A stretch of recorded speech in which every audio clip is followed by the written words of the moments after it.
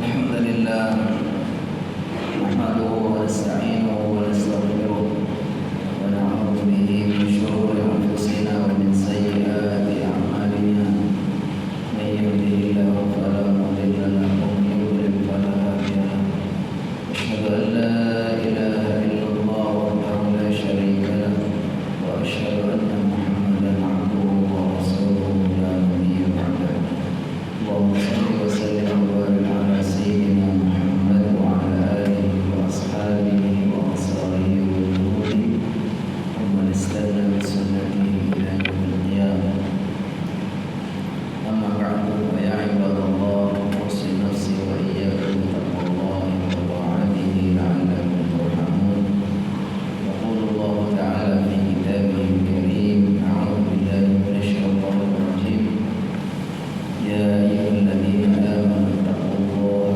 حق تقاته ولا تموتن إلا وأنتم مسلمون ويقول رسول الله صلى الله عليه وسلم اتق الله حيثما كنت وأتبع السيئة الحسنة تمحها وخالق الناس بخلق حسن. Kaum muslimin jamaah salat Jumat hamba Allah mudah-mudahan senantiasa Allah muliakan, Allah ridhai dan Allah berkahi. Marilah sama-sama kita memanjatkan pujian dan syukur kehadirat Allah Subhanahu wa taala yang karunia dan nikmatnya senantiasa melimpah kepada kita semua.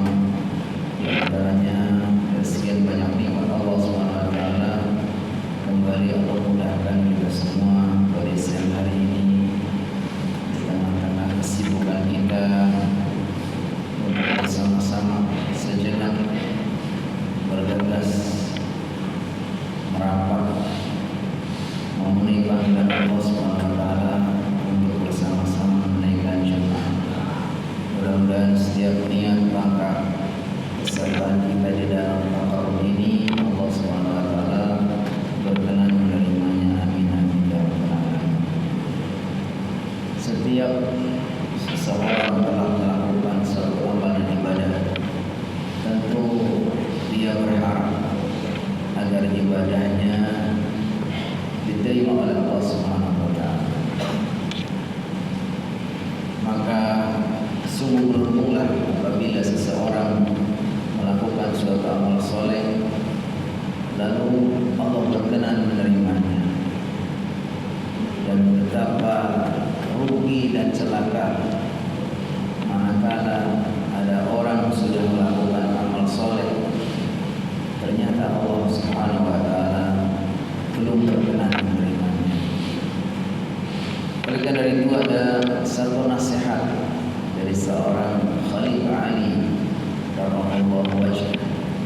Kata beliau, hendaknya orang-orang yang beramal itu bukan hanya memperhatikan sedikit dan banyaknya amal, sudah dilakukannya atau belumnya suatu amal, tapi perhatikan juga apakah kira-kira amalnya diterima oleh Allah Subhanahu wa taala atau ditolak.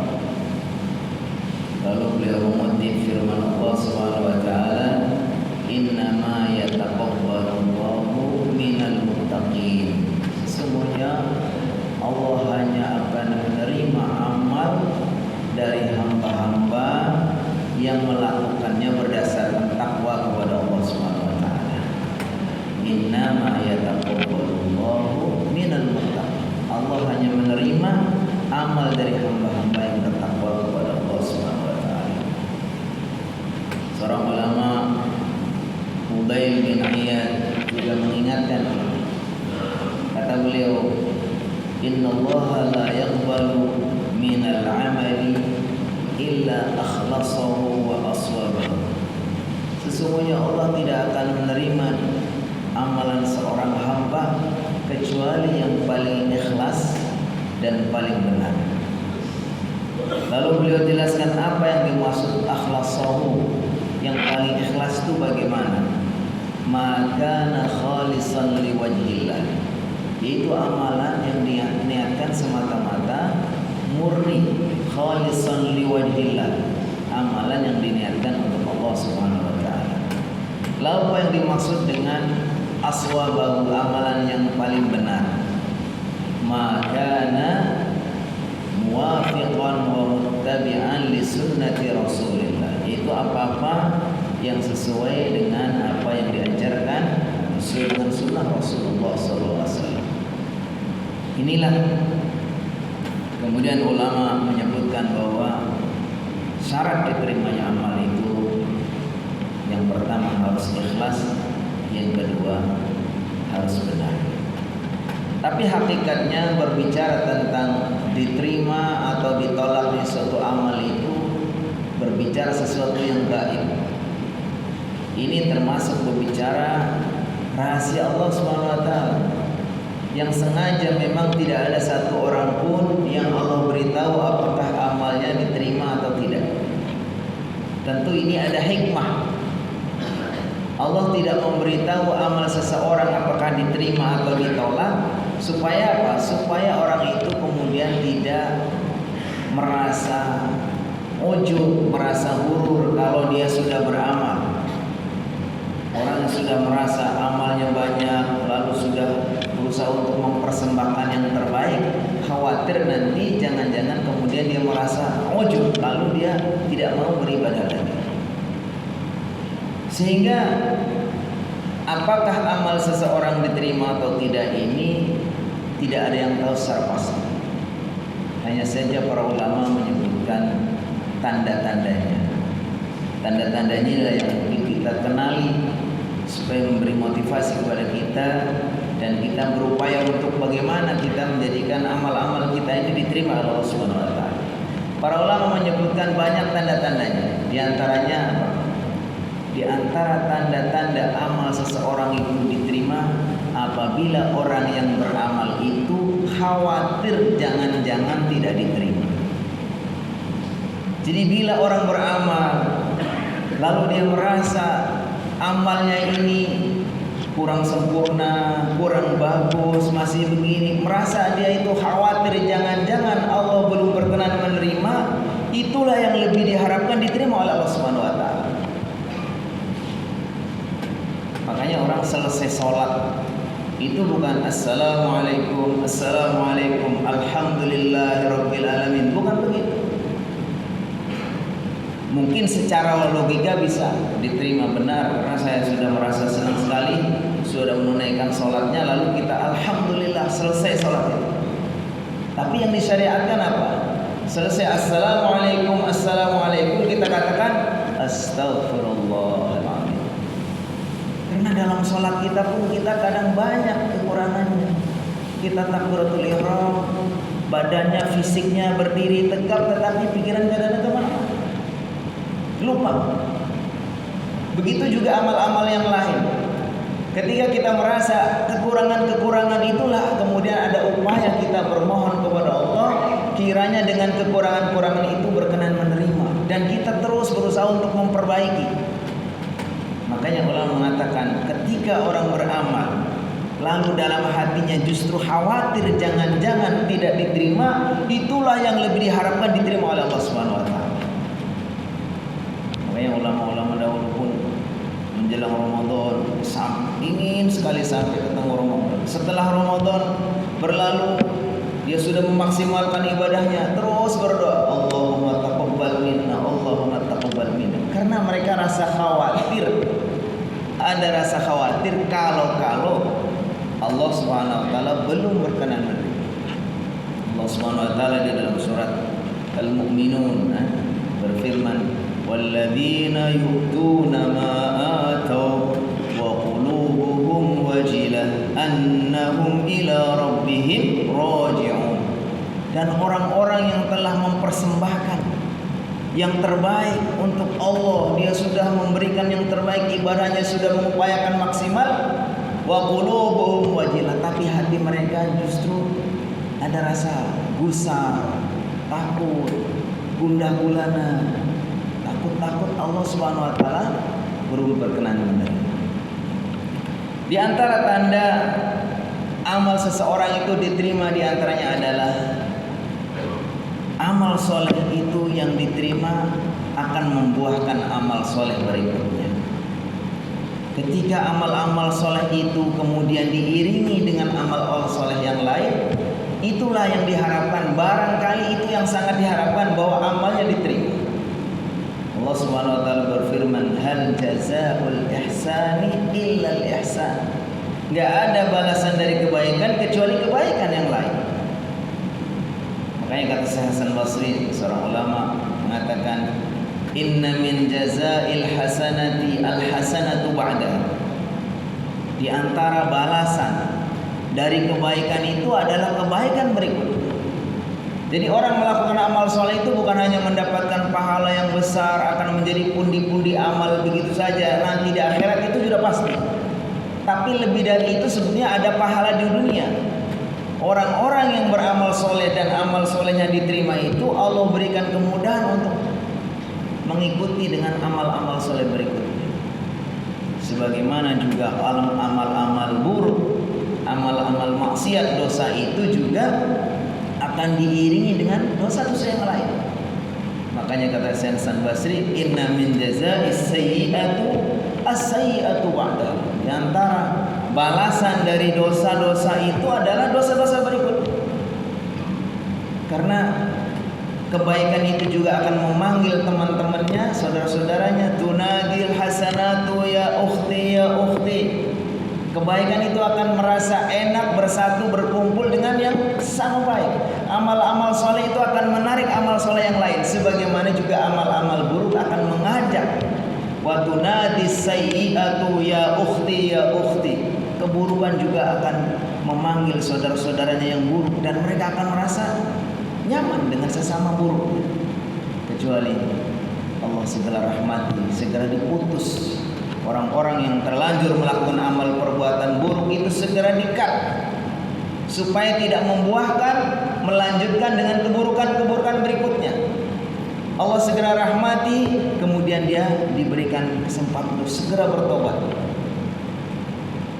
Dipotong keburukan itu dengan bertobat kepada Allah SWT, dengan taubatan nasuha yang disebutkan oleh para ulama. Syarat untuk taubatan nasuha itu ada 3. Yang pertama, an-nadam, harus ada penyesalan. Orang kalau sudah melakukan perbuatan dosa, lalu dia betul-betul ingin bertobat dan ada rasa penyesalan, itulah tobatnya diterima. Nah, kata Ibnu Qayyim, kalau ada orang mang zakaruz dzunub, orang yang ingat dosa, fa fariha, tapi hatinya tetap merasa enak, merasa gembira, kata beliau, taubatnya tidak akan diterima. Jadi harus ada penyesalan, menyesal atas perbuatan dosa yang dia sudah lakukan. Lalu yang kedua, harus bertekad, al-azmu alla ya'uda ilaihi abadan, bertekad tidak akan mengulang lagi. Kalaupun berbuat dosa, jangan sampai dosa yang sama. Kalau nggak berbuat dosa, tidak ada orang mukmin, tidak ada orang yang tidak berdosa. Tapi kalaupun dia berdosa, hendaknya justru tekad tidak lagi melakukan dosa yang sama. Karena kalau orang dia masih ada keinginan untuk melanjutkan dosa yang sama, berarti taubatnya tidak diterima, nggak memenuhi syarat. Jadi al-azmu alla ya'uda ilaihi abadan. Dan yang ketiga, al-iqla, harus diputus. Makanya ketika di zaman dahulu kala ada orang yang begitu berlumuran dosa, telah membunuh 100 orang, lalu dia bertanya, minta penjelasan, minta pendapat dari seorang ulama pada zamannya. Lalu si ulama mengatakan, kamu bisa diterima tobatnya. Pintu tobat Allah jauh lebih luas, tapi syaratnya kamu harus ikhlas, kamu harus pindah, kamu harus pergi ke daerah ini untuk minta pertobatan di sana. Jadi ketika kita 3 hal ini kita lakukan, ada penyesalan, ada tekad untuk tidak mengulang, kemudian kita berusaha untuk memutuskan dari hal-hal yang bisa menjerumuskan kita kepada dosa-dosa yang sebelumnya, maka insya Allah ini akan bisa menjadi pemutus keburukan yang insya Allah tidak sampai membuahkan keburukan berikutnya. Tentu banyak sekali para ulama menjelaskan tentang tanda-tanda amal seseorang diterima, tapi minimal dengan 2 hal ini kita bisa mengukur diri kita, apakah kita selalu optimis insya Allah dengan rahmat Allah, dengan segala kekurangan kita insya Allah masih mendapatkan kesempatan untuk diterima amalnya, karena kita ada rasa khawatir dalam diri kita dan kita tetap istiqomah melanjutkan ya. Walaupun kita sudah memaksimalkan ibadah kita, tetapi kita terus insya Allah istiqomah untuk sampai terus beribadah kepada Allah SWT sampai akhir hayat kita. Barakallahu li wa lakum fil Qur'anil azim wa nafa'ani wa iyyakum bima fihi minal ayati wal dzikril hakim wa taqabbala minni wa minkum tilawatahu innahu was-sami'ul 'alim.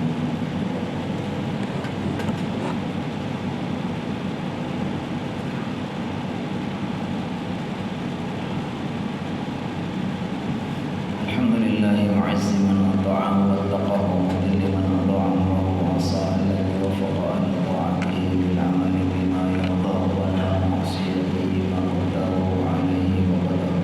Asyhadu an la ilaha illallah wahdahu la syarika lahu wa asyhadu anna Muhammadan 'abduhu wa rasuluhu la nabiyya ba'dahu. Allahumma shalli wa sallim wa barik ala sayyidina Muhammad wa ala alihi wa sahbihi wa sallim taslima wa ba'du. فيا عباد الله أوصي نفسي وإياكم بتقوى الله وطاعته لعلكم ترحمون. يقول الله تعالى في كتابه الكريم إن الله وملائكته يصلون على النبي يا أيها الذين آمنوا صلوا عليه وسلموا تسليما. اللهم صل على محمد عبدك ونبيك ورسولك النبي الأمي وعلى آله وصحبه وسلم تسليما عدد ما أحاط به علمك وخط به ظلم وأحصاه كتابه. وارض اللهم عن ساداتنا أبي بكر وعمر وعثمان وعلي وعن الصحابة أجمعين وعن التابعين وتابعيهم بإحسان إلى يوم الدين. اللهم اغفر للمؤمنين والمؤمنات والمسلمين والمسلمات الأحياء منهم والأموات. اللهم أعز الإسلام والمسلمين. اللهم أعز الإسلام والمسلمين وأهلك الكفرة والمشركين. اللهم دمر أعداءك أعداء الدين. اللهم اجمع كلمة المسلمين على الحق يا رب العالمين. اللهم انصر إخواننا المظلومين في كل زمان وفي كل مكان. اللهم ثبت أقدامهم. اللهم ألف بين قلوبهم. اللهم وحد صفوفهم برحمتك يا أرحم الراحمين. اللهم اجعل جمعنا هذا جمعا مرحوما وتفرقنا من بعدك فرقا معصوما. اللهم إنا نسألك علما نافعا ورزقا طيبا وعملا متقبلا. ربنا آتنا في الدنيا حسنة وفي الآخرة حسنة وقنا عذاب النار. عباد الله